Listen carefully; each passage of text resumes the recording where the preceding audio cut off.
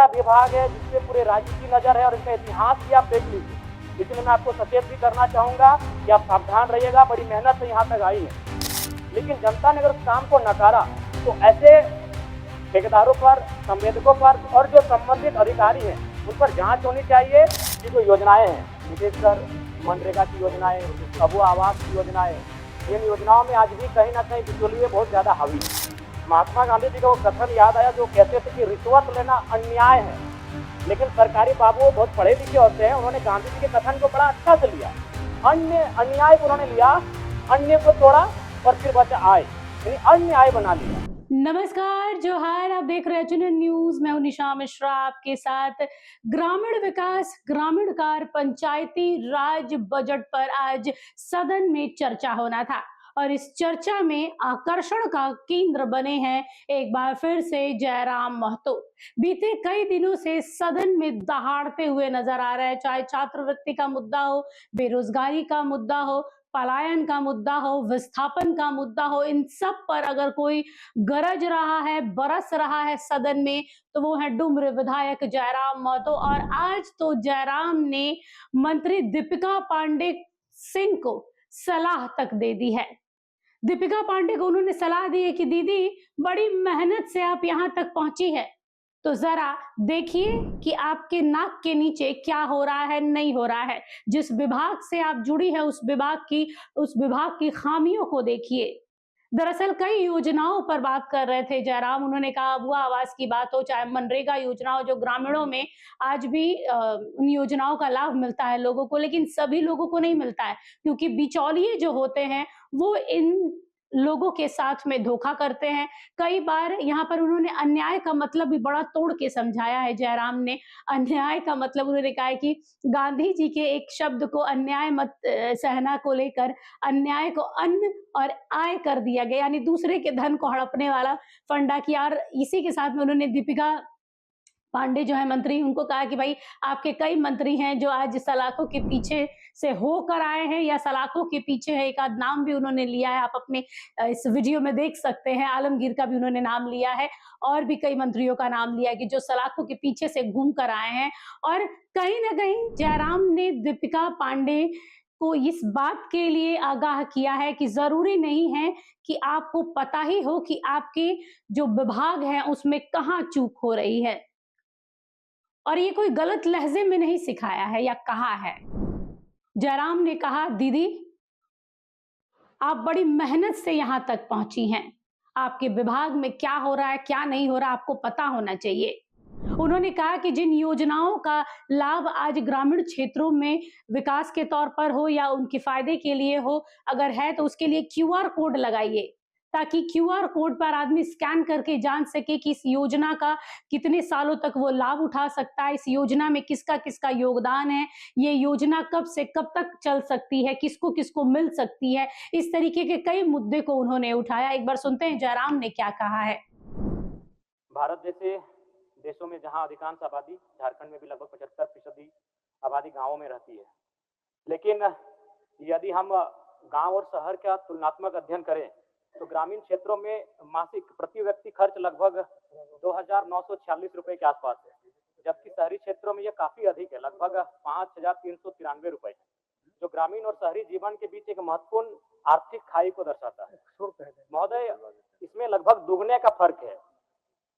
अतः मैं, चूंकि माननीय मंत्री महोदया काफी कुशल हैं, मैं चाहूंगा कि सबसे पहले गांव और शहर की खाई जो है उसे पाटने का काम करें। और गांव की जो योजनाएं हैं, विशेषकर मनरेगा की योजनाएं, अबुआ आवास की योजनाएं, इन योजनाओं में आज भी कहीं ना कहीं बिचौलिए बहुत ज्यादा हावी है। इस कारण क्या है कि ये योजनाएं गांव पे आती है, धरातल पर आती है, इस बात में दो मत नहीं है, लेकिन लाभुक को रिश्वत देकर उन योजनाओं का लाभ लेना पड़ता है।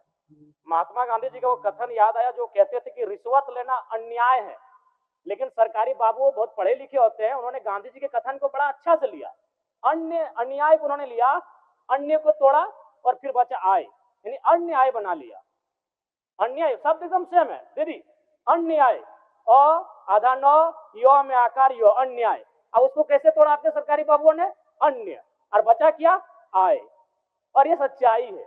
और मैं आपको सचेत भी करना चाहूंगा दीदी, क्योंकि आपके विभाग के 3 पूर्व मंत्री, आलमगीर साहब अभी जेल में हैं, एनोस साहब और हरिनारायण साहब जेल की यात्रा कर चुके हैं। ये एक ऐसा विभाग है जिसपे पूरे राज्य की नजर है और इसका इतिहास भी आप देख लीजिए। इसलिए मैं आपको सचेत भी करना चाहूंगा कि आप सावधान रहिएगा, बड़ी मेहनत से यहाँ तक आई है। थोड़ा सा जेएसएलपीएस की मैं बात कर लूं। महिला सशक्तिकरण और आजीविका पर काम करती है। लाह, रेशम, तसर रेशम उत्पादन और वनोपज पर आधारित उद्योग जैसे टोकरी बनाना, पत्तल बनाना आदि स्थानीय रोजगार के महत्वपूर्ण साधन है। और मैं मानता हूं और आप विशेष बात पे ध्यान दें, क्योंकि अगर गोवा की आज औसत आय 3.57 लाख रुपए और सिक्किम की औसत आय 2.92 लाख रुपए हैं, जिनमें महिलाओं का एक महत्वपूर्ण योगदान है। अध्यक्ष महोदय, ग्रामीण विकास में सड़क निर्माण, पुल निर्माण बड़े महत्वपूर्ण होते हैं, क्योंकि विधायकों की एक जवाबदेही बनती है। और बहुत सारे विधायकों ने इस बात को उठाया कि पिछले वित्तीय वर्ष में कई ऐसी अनुशंसाएं हुई जिनमें कार्य नहीं हुआ है। इस बात को मानिए, मैंने आपको कई बार कहा है। दूसरी बात, शिक्षा विभाग में ऊपर में क्या हो रहा है, स्वास्थ्य विभाग में ऊपर में क्या हो रहा है, जनता को मालूम नहीं है। लेकिन अध्यक्ष महोदय, मंत्री महोदय, आपका जो विभाग है ये गांव की जनता जानती है, वो सीओ वीडियो को समझती है। और जमुआ में हाल ही में घटना घटी थी जिसमें शायद सीओ थे अथवा वीडियो थे जिनकी गाड़ी पर खूब पथराव किया गया था। इसका मूल कारण है रिश्वत लेना। इसलिए मैं आपसे आग्रह करता हूं, गांव के आज हम लोग बजट पे चर्चा कर रहे हैं, बजट पे बड़ी बड़ी बातें कर रहे हैं और बहुत बड़ा बजट भी है, लेकिन गांव के लोग ब्लॉक को समझते हैं, अंचल को समझते हैं और थाना को समझते हैं। अधिक में 30 सेकंड दे दीजिए, कोई नहीं, आप बोलिए। इसलिए कम से कम काम आप करिए, हमारा काम हम कर रहे हैं, बोलिए। इसलिए मैं आपसे आग्रह करूंगा इस पर विशेष ध्यान दिया जाए। और चूंकि जो काम होते हैं, चाहे सड़क निर्माण का कार्य हो, पुल निर्माण का कार्य हो, अगर उसमें जनता का फीडबैक रहने दीजिए। अगर जनता ने 70%, 80% जनता ने फीडबैक दिया कि हाँ काम ठीक ठाक हुआ है, तो बढ़िया, उसको इनाम दीजिए। लेकिन जनता ने अगर उस काम को नकारा तो ऐसे ठेकेदारों पर, संवेदकों पर और जो संबंधित अधिकारी हैं उन पर जांच होनी चाहिए और उस एजेंसी को ब्लैक लिस्टेड भी करना चाहिए। और मैं एक सुझाव देना चाहूंगा, जो योजनाएं, जो शिलापट बनता है उसमें एक क्यूआर कोड लगा दीजिएगा, ताकि स्कैन हो कि वो कितने की राशि है, योजना कितने से कितने वर्ष में कंप्लीट हुई, कब की है और उस योजना में किनका योगदान है। मैं आपसे आग्रह करूंगा वो क्यूआर कोड उसमें लगाने का काम करें। तो सुना आप लोगों ने, ये है डुमरी विधायक जयराम महतो। जहां सदन के बाहर निकाय चुनाव की सरगर्मियां तेज है, सियासी पारा तेज है, तो दूसरी ओर सदन में इस राजनेताओं का पारा चढ़ाने के लिए जयराम महतो अकेले काफी हैं। जयराम सदन में रहते हैं तो सभी विभाग के मंत्रियों के कान खड़े होते हैं कि ये कब किस मुद्दे पे किससे काउंटर कर सकते हैं, किससे सवाल कर सकते हैं, कौन से विभाग की कमियां निकाल कर सामने रख सकते हैं। तो जयराम जब तक सदन में होते हैं माहौल बहुत बढ़िया होता है। फिलहाल के लिए इस खबर पर बस इतना ही। कल फिर देखेंगे कि जयराम का नया सवाल क्या होता है और किस डिपार्टमेंट के मंत्री के साथ में। फिलहाल के लिए बस इतना ही। देखते रहिए एचएनएन न्यूज। नमस्कार, जोहार। आपको हमारा ये वीडियो अच्छा लगा तो इसे लाइक करें, शेयर करें और हाँ, सब्सक्राइब करना ना भूलें।